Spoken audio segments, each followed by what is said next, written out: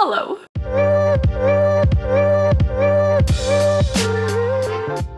What's going on, guys? Welcome back to my channel. I hope you're having a great day. It has been a hot minute since I last saw you guys. Yep, 2 months. It's been 2 months. 2 months since I last posted a vlog. I don't know. It's just a constant reoccurrence now. Has much changed since in the last 2 months? I mean, I got engaged. No, that was not 2 months ago. That was 3 or 4 months ago. But that's what we're gonna be talking about in this video. So I hope y'all have a nice little beverage, get a matcha, get a coffee, get whatever you need. Even some water, stay hydrated, girlies. This is gonna be a long video talking about our engagement and our wedding. How cute is this cup? I also made a maple shaken espresso vanilla cream cold foam, whatever it is, from Starbucks. Made it at home because save money, live better. I kind of typed up a few notes on my phone. I don't even know where to start. I've been wanting to do this video for so long, but I never got around to it, of course, because I procrastinate. I hope you guys are ready for a long yap session. The making of our engagement ring. Okay, this is her. She is a elongated cushion. There is a hidden halo, and then we have these little accent diamonds on the side. Bills and I have been wanting to get married for a while now. If you don't know who Bills is, this is my Bills. I think I was the one to bring it up, and I was like, we should get engaged. And he was like, okay. So then I started looking at some jewelry stores that make custom wedding rings or engagement rings. And I remembered that there was this one jewelry place because my necklace broke and we went to their store to get it fixed. And I just really loved their little store, their little shop. I loved their customer service. I thought the people who worked there were great. I saw that they did make engagement rings as well, and that's what they specialize in. So I was like, wait, this is perfect. Before we even thought about getting a custom engagement ring, which I knew I always wanted. Poor Bills, I don't think I'm the easiest to please. We would go to the mall and we'd try on some different rings, look at some different styles. We went to, okay, it's so funny because you guys know that the way me and Bills dress, we're always in hoodies, leggings, sweats. We don't dress very nice at all. We dress like bums. If I saw people walking like that, I'd be like, y'all, what are you doing here? Like, what is the likelihood of you affording a ring from us? I think that was one thing that was very daunting when we were ring shopping, especially because we are young. Well, Bills is a little old, but I am young. So I don't know. It felt like in a way people would judge us because we're so young and they probably think like, oh, these people have no money. But again, that's just the thoughts that my brain make, and I don't think any of that is true. Like, no one gave us that impression. Everyone that we saw at the mall, at the jewelry stores, at Tiffany's, they were all super genuine and nice people. The initial design that I wanted for my engagement ring around solitaire, but these were the styles that I initially wanted. Just something, probably not a diamond this big though. This looks a bit big. Oh, something more like this. And it'd be white gold because I like white gold. And just something really simple, but still elegant. And then we went on trying, and I just did not like how my fingers looked because, my fingers, my hands are dry. Don't look too close, but my fingers are not very slim. They're not very slim. They're not sausage fingers, but they're kind of in between. And the round solitaire made my fingers look big and chunky, which I did not like at all. So that was a thing that I never even considered about how the diamond would affect the appearance of your hands. Round solitaire was out of the question. We no longer wanted that anymore. We got a better idea of what I wanted after just randomly trying it on at the stores. And that was another thing too. Like, I don't know why, but I feel uncomfortable trying on a bunch of things and then never even buying it. Like, that's the point of engagement ring shopping and looking, just trying on, seeing what you like. But I don't know, that's just me. It makes me feel uncomfortable doing, like, having people who work there pull out a bunch of stuff for me and then just walking away after. So I booked a consultation to talk to Marlo Design. Her name was Kat. She is great. She's super sweet, very knowledgeable in this industry. During our consultation, I showed her some little reference photos that I really liked of the ring. This is also where it was really hard because I like to change my mind quite often, and there were just so many different designs that I liked. For example, I really loved all of these little accent diamonds and the diamonds on the wedding band. I thought that those were all so cute. This was a reference photo that I showed her, and she basically made a rendering of it. Which, oh, also, sorry, my mind is like... Another reason why we decided to go with Cat with Marlo Design was because they also made a wax model of the ring, which... sorry.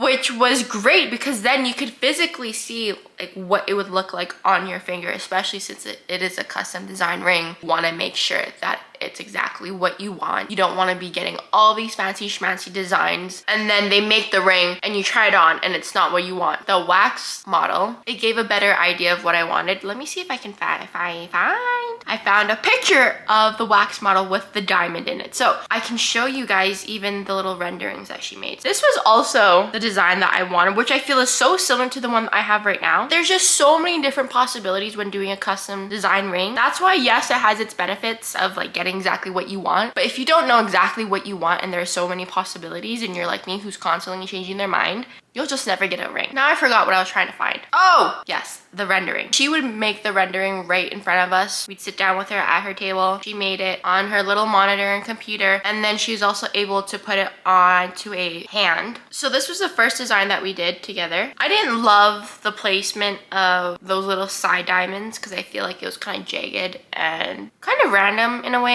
I didn't love that. So then she did another rendering, and this rendering was a lot better. It was more so what I wanted. I feel like these renderings, it makes everything look bulky. Like the wedding band looks so bulky, the diamond looks bulky, the side diamonds look bulky. It doesn't look bulky like how it does in the photos. Also was able to put the ring against a wedding band, and she gave me a 360 view of it, including with the halo, which I decided kind of last minute because I saw it on Pinterest. I was like, wait a minute, the halo is cute. It'll make the ring look extra shiny. And then we also had to decide whether I wanted a low setting or a high setting. With the higher setting, the benefit of that is the wedding band will sit flush, whereas with the low setting band, you'd often need a curved wedding band so that it can sit flush. And I did a lot of research on this, guys. I liked the way the high set looked. A lot of people said that it would often get stuck. Like even when you'd slip your hand into your pocket, your diamond was sticking out too much, it would just get stuck and then it would bend. Okay, so after we designed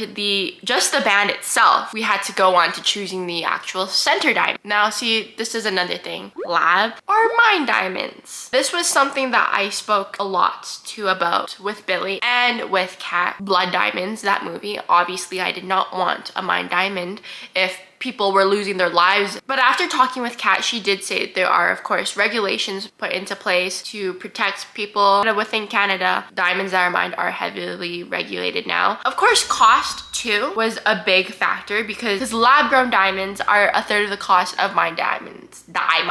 I did ask Kat too, like environment-wise, what is better? Even though lab-grown diamonds are seen as better, the amount of power it takes to make lab-grown diamonds is just as bad as to mine diamonds. You know, in the end, I did do research too online about which was better. It seemed like they're both pretty similar in the process and how much damage it does to the environment. We decided to go with the mine diamond. And with the diamonds, even if you have a lab grown or a mine diamond, there's a whole catalog about the diamonds that they had available based on the color, cut, clarity, and carat, of course. See, okay, this is why I was also a little reluctant to make this video because I didn't want to seem like I was bragging about, oh, our engagement ring, our wedding, all of our plans. But I genuinely just wanted to make this video because I know that some people who are also getting engaged or getting married, like they may be curious as to what the process is and hear from different perspectives, think about some pros and cons. I feel this video is supposed to be more informative than me actually bragging because that is not my intention with this video. With that in mind, I will share the specs of the diamond. As I mentioned, it is a mine diamond. My ring is 1.5 carats. It is E-color,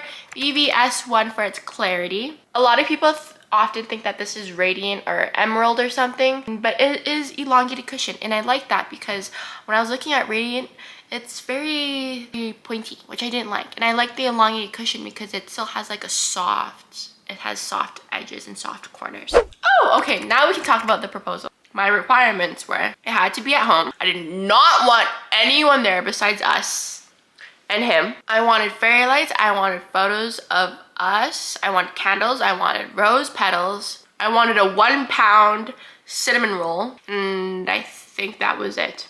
It's like a decent amount of requirements, but I felt that was all easily attainable. And Bills was able to sneakily record it. So his plan was 1 day before my birthday. So yeah, he proposed 1 day before my birthday. And I told him, I even gave him like dates. I was like, I want to be engaged in January or February. I just like winter. I don't want any spring or summer date. And I also told him, like, I don't like the number 14.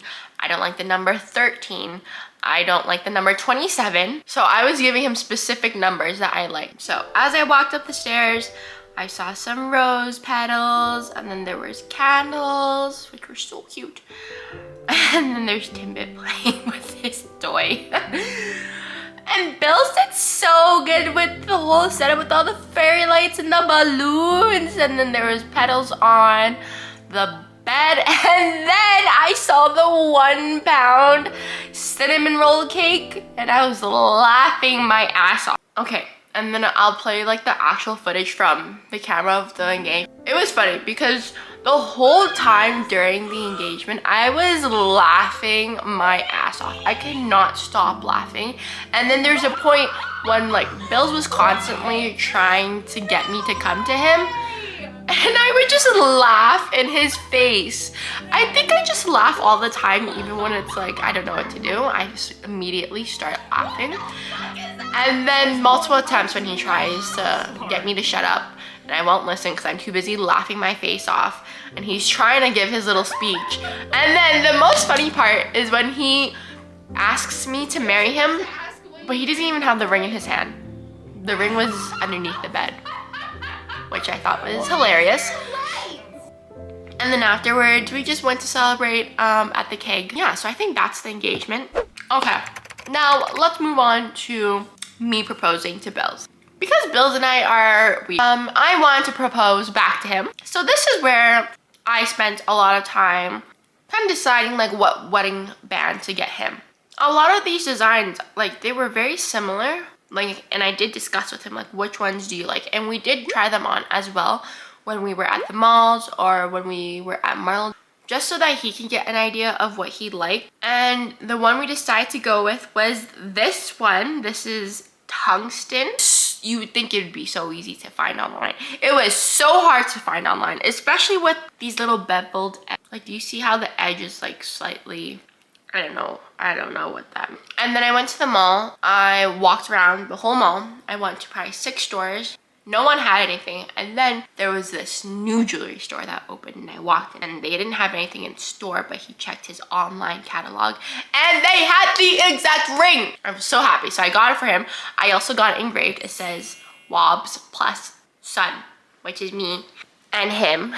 And then my proposal to Bills was pretty much the same, honestly. I wrote him a card, and then there was a little slip that said, lift me, and it said, will you marry me? And then that's when I pulled out the ring. I remembered to pull out the ring when I asked him to marry me. That's my proposal to Bills. Okay, now we're gonna move on to the cake tasting, I mean. Before we had any plans for our wedding, I was like, we should do some cake tasting. Maybe it was because I just really wanted to eat some cake and it was a good excuse to eat cake. But to be quite honest with you guys, I was so disappointed. We reached out to quite a few bakeries and they all had little cake tasting boxes. And I really don't mean to sound like a dick, but they were gross.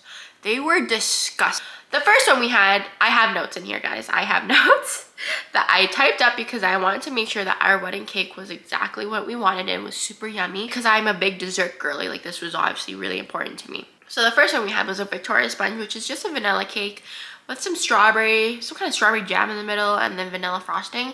I gave this a 5.6 out of 10, and Bill's gave it a 5.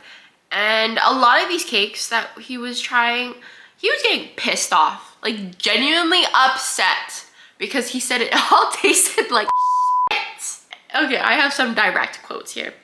Bill said he would be pissed if this was our wedding cake. He's annoyed at the cake. Very mushy, too much ginger. Oh my gosh, there was this, we love carrot cake. So this bakery had a carrot cake ginger hazelnut, which sounded a bit weird, but you know, we didn't want to be closed-minded. We were willing to try new things. Disgusting. Do not put ginger in a cake. It was way too much. One of the worst cakes he has ever had. He gave the ginger one a 2 out of 10. Good. A lot of the cakes were dry. That first bakery was a definite no. Now, the next bakery that we did, their little dessert box was so cute. We got some cakes and also some little donuts and other desserts that we wanted to try some other things and add it to our dessert table because y'all, I want a whole dessert table. A whole dessert table. This is my excuse to have so much dessert. Let's start off with the donuts. Now, I feel that this bakery is well known for their donuts. They always advertise their donuts on their social media, and I do follow them, which is how I knew about them. Their donuts were weird. They weren't a fried donut, which I thought they would be. They were a cakey donut, but it wasn't even a good cakey donut. Like, all of their donuts had the same base, which was just the plain old cakey donut, which tasted like cardboard. It was honestly just such a disappointment because those donuts were so cute and they were mini too, so it would have been perfect for our wedding. But I just don't know why these donuts tasted so awful. It sounds so mean, and I really don't mean to be rude, but I'm getting so worked up on these donuts because they were horrendous. Oh, wow, Bells is calling me, guys. Look, look at this. Every time he calls me, this is my Bells. Hey, bud. Hi, Now, on to their other little treats. There was a sugar cookie.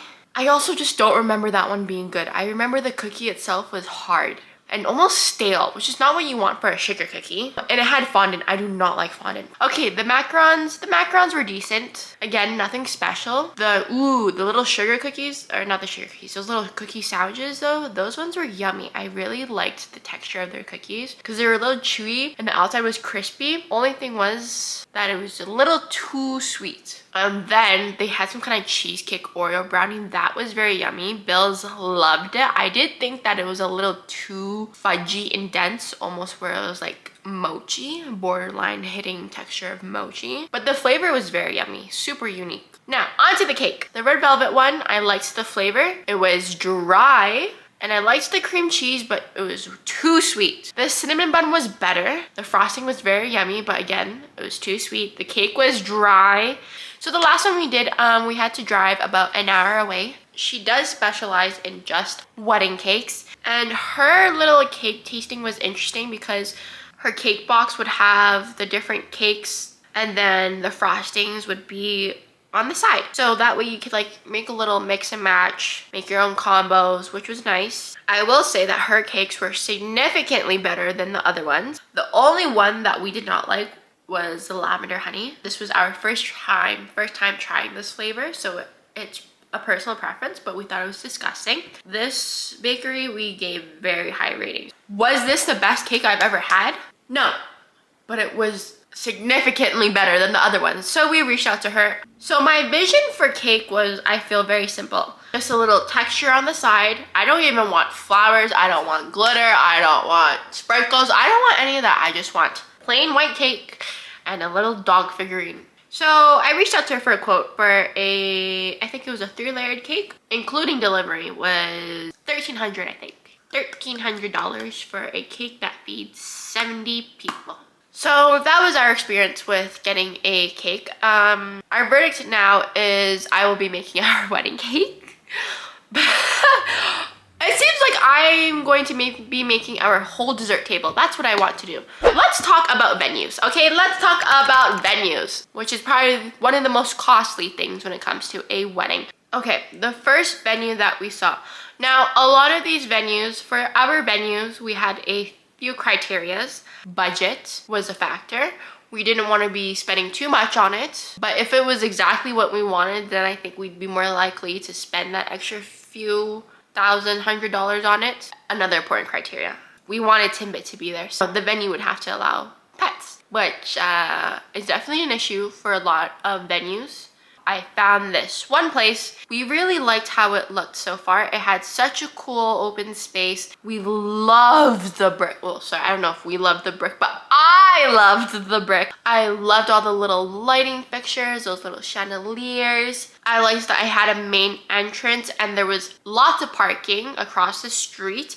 There was a little get ready room, but the thing is that was downstairs in the basement, so it wasn't really part of the whole main space itself. But nonetheless, it was still nice to have a little get ready room, which was really cute. There was also a bar, which was really cool, and then there's a man cave downstairs as well. Okay, but then he asked, oh, when are you guys having your wedding? We were like, probably not till the end of this year or early January. He's like, oh, well, our lease ended this year, so this was no longer an option. So then we went across the street to go look at their other venue that they had, and this one we really, really, really loved. This one was such a big open concept, whereas the other one was more linear, but this one was completely open. One thing that we liked was that the little groom get ready room and the bride's get ready room was a part of the space. It wasn't on a different floor or anything. Nice big prep kitchen.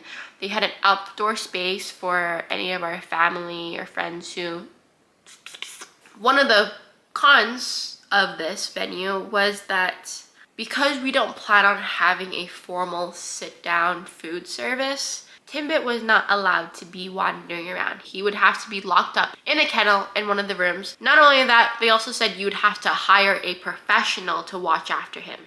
And then on top of that, the venue itself was, I think, $7,000. And I reached out to my aunt who made a great suggestion, which is a tennis club. So we went to the tennis club to view the venue. It definitely looks a little ghetto, but it has so much potential. But I liked the wood on the ceiling. I think wood makes it very homey and cozy, which is kind of our vibe that Bills and I are going for. We don't want anything to look too pretentious or fancy. We want it to be very casual. And with fairy lights against the wood would look so pretty. So basically a lot of money would be needed to go towards decorations. But I liked how each area is kind of sectioned off, but still. And then there's also a bar, and their alcohol is very cheap because we are doing open bar, you guys.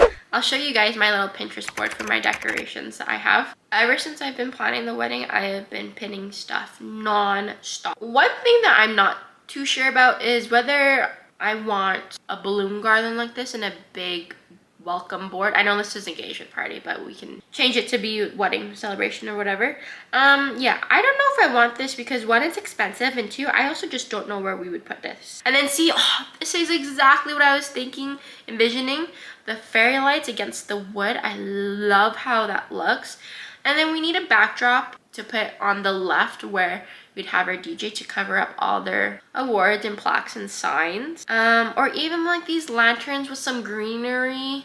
Are you guys seeing the vision? I hope you are. And then like these are such simple decorations that we can make ourselves but would look so cute. Guys, I 100% want to do this. Have vines and lights going up the poles. These are some DIY decorations that I want to do for our bar, like our signature drinks, but of course Bills and I don't drink, so mine would probably be a virgin mojito and Bills would probably be a Coke. I want a bubble tea bar, so I'm hoping we're gonna do something like this as well. Some more backdrops that I really liked, so I'm really not sure exactly what we're gonna be doing, but it's kind of just a rough idea of what I want. And then I've even thought about the party favors because I feel that party favors can be very expensive and it's such a small thing. And my biggest concern is like, are people actually going to appreciate? So my idea is to just make cookies. I'm gonna bake cookies and have some of my family help me pack all of this. A lot more affordable, and I think it's actually something that people would use because they are gonna eat it. And then I want a little kid station because we are gonna have quite a few kids, so we're gonna have little party bags, which is gonna be so cute. What else is there? Oh, the dessert table. Okay, so you guys, this is what I was talking about. Having like so many different types of cake at just a dessert table, and that way people, it'll be like a little cake buffet, which sounds so fun. Like I would love this, being able to try so many different types of cake. Okay, but then I also want donuts, and look at how pretty these look. And then look at this cookie wall. These donuts look so fun. Oh, and then cinnamon rolls. Okay, we 100% need a cinnamon roll tower. I genuinely think the dessert table is one of the most important things to me for our wedding. So that's our plan for the wedding. The last thing we can talk about is our elopement. So we will be eloping to Vegas, as I mentioned. Our wedding day, I want it to be on January 2nd. I already booked the chapel, and we will be getting married at the Little White Chapel in Las Vegas, which is so fun. And the reason why we want to elope is because Bills and I are such introverts. We don't want to be saying our vows in front of people. Like, even though yes, they will be our family and our closest friends, but I just think him and I are so awkward and so weird. And we'd have a bunch of inside jokes which we wouldn't be comfortable to say in front of other people. So which is why it's literally gonna be us and our photographer at the ceremony. Speaking of the photographer, that was another thing that we had to think about for our wedding, because there were so many options for photographers, but essentially for our photos, this is the kind of vibe that we're going for. It's like rustic and nostalgic, and some of the photos are even grainy and very vintage looking, and I just love how different and unique they are, and it's so fun. They're so fun. I feel a lot of wedding photos can be very sterile and plain. We're literally doing a drive-through wedding. We're gonna be standing in front of the drive-through, and that's where I think we're gonna be saying our vows. And then, okay, I want to get a cake like this. Well, actually, I'll show you guys the wedding cake that I want to get. Something very similar to this. And then if you want to quickly see what hair and makeup I want to get, I definitely want to get my hair done in a high bun, because one of my biggest concerns is that I will be sweating constantly, so my hair has to be up. And I thought it might be cute to have these little pins in there, these little pearly pin thingies. My makeup that I want is I don't think it's anything crazy either, because I feel that I naturally don't wear that much makeup, so I'm scared to get my face so caked I don't even recognize myself. But I still want to get my face caked nonetheless, but just more of a soft glam. Very bronze, but still glowy and shiny. That's what I want. Finding a makeup artist and a hairstylist was also very hard, I felt, because there are so many options and they're all so expensive. Another thing that I want for our wedding is a live painting. This artist who comes to your wedding or your ceremony or your event or whatever and literally paints the party or the ceremony or whatever while it's happening. So this is the lady that I found. Like, look at how beautiful these are. And she just goes to your wedding and she paints. And I think this is just such a cool and unique idea for our wedding. And I love painting, of course, and I have a degree in painting. This is something that I think is really special and super unique and something that I want for a wedding. But again, it is very costly. It's about $3,500 to $4,000. I think the biggest thing with weddings is, one, yes, everything is expensive, but the most daunting thing is actually putting deposits down. Because you're like, well, do I really want this? What if things change? Well, I have to book it or else their time slot's gonna fill up. They won't have any availability anymore. The hair and makeup that I want to get done in Vegas is just under $500 US. $500 US, guys. And yes, I was seeking out cheaper options by like $150 US. I just felt like their work was not as nice as other people's. Do I really want to cheap out on something like that when I'm already spending so much on it? Yeah, so that's one thing. The photographer is also very expensive. Just so you guys, like, I'm saying these prices not to brag. Again, I just want to reiterate that, not to brag, just so that if you are planning your wedding, you have a rough idea of how much things cost. Because going in, like, I have no idea what anything's gonna cost, and I don't know anyone who got married in Vegas. So I hope this video is informative if you do plan on getting married, just to have a rough idea of how much things cost. Like venues, I also did not know how much venues would cost. I knew they're expensive, but I didn't know exactly. Food, I know food probably costs just as much as venue. We did get a quote from our sushi caterer, which is about $8,100 for just 50 people, and we have around 70 to 80 people coming. So food itself was extremely expensive, but that's also because we're getting sushi. So we're still working on that though. We're still trying to figure out our caterer situation. Our photographer was about $4,000 Canadian, and we had to put a deposit down because I had this situation with a different photographer where she denied us even though I felt like she was accepting us. And I know that photographers book out bar in advance too. So that's why I was like, I really want to go with her, but I'm so scared to put the deposit down because it was $500 to put a deposit down. I'm like, I was saying, I was like, I don't know if we should do this. Like, what if she's not the one? But then I really like her photos. And then of course, there's a huge tipping culture in Vegas. So are we expected to tip the photographer and the makeup artist and the hairstylist? Because to tip 20% on $4,000, that's $800 to tip someone, guys. Like, do people expect that? I don't know. And if my hair's already costing $500 US, to tip like another $100 US on that, that seems a bit bizarre to me. That's why the tipping culture in North America is ridiculous. I think that's all I have to rant about so far. I hope you guys enjoyed this video. I hope you found it informative. And if you stayed till the end, thank you very much for supporting this video and listening. And I enjoyed talking to you guys for like an hour and a half, almost 2 hours. This is great. We should do it again sometime. Well, I'll see you guys in the next one. Bye!